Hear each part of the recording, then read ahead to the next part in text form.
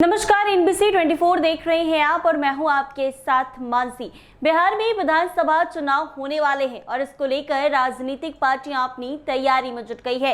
इस बीच चुनाव से पहले वोटर लिस्ट के विशेष गहन पुनरीक्षण के खिलाफ विपक्षी पार्टियों ने मोर्चा खोल दिया है। 9 जुलाई विपक्षी पार्टियों के बड़े बड़े नेता सड़क पर उतरे और चक्का जाम किया है। इसका विरोध प्रदर्शन में तेजस्वी यादव, राहुल गांधी और दीपांकर भट्टाचार्य जैसे शीर्ष नेता शामिल हुए हैं। विपक्ष के सख्ती प्रदर्शन के बाद अब लीगल बैटल की बारी है।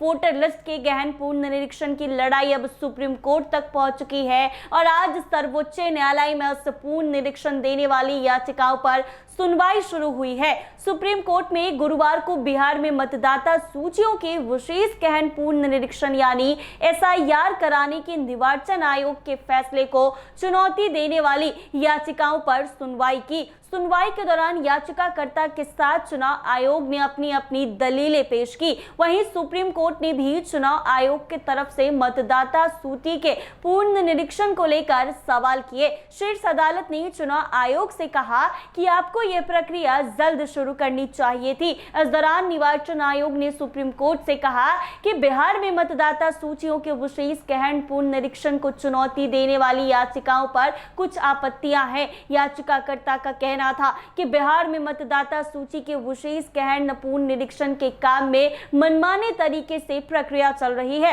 याचिकाकर्ता का कहना था कि आधार और वोटर कार्ड को क्यों नहीं स्वीकार किया जा रहा। मामले में सुनवाई के दौरान सुप्रीम कोर्ट ने सवाल किया कि क्या नियमों में यह स्पष्ट है कि पुनरीक्षण कब करना है। इसके साथ ही शीर्ष अदालत ने कहा है कि चुनाव आयोग जो कर रहा है वो उसका संवैधानिक दायित्व है। इसे कराने का तरीका चुनाव आयोग तय करेगा।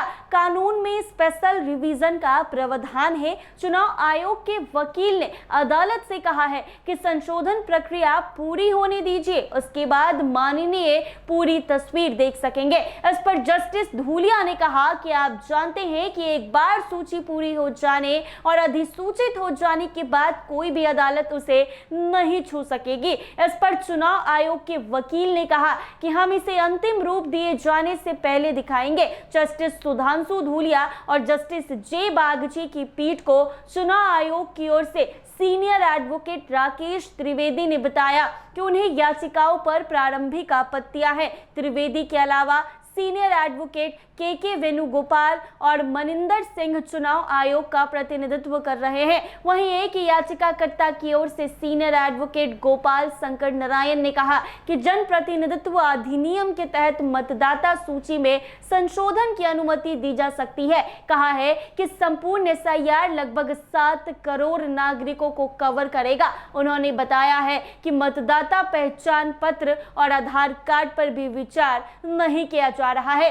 तो आज सुप्रीम कोर्ट में वोटर लिस्ट को लेकर जो बिहार में पुनरीक्षण का कार्य चल रहा है उसको लेकर विपक्ष ने जो याचिका सुप्रीम कोर्ट में दायर किया था, तो सुप्रीम कोर्ट में सुनवाई शुरू हुई और ये सारे फैसले निकल कर सामने आए हैं। ऐसे ही तमाम अपडेट्स के लिए बने रहे एनबीसी 24 के साथ।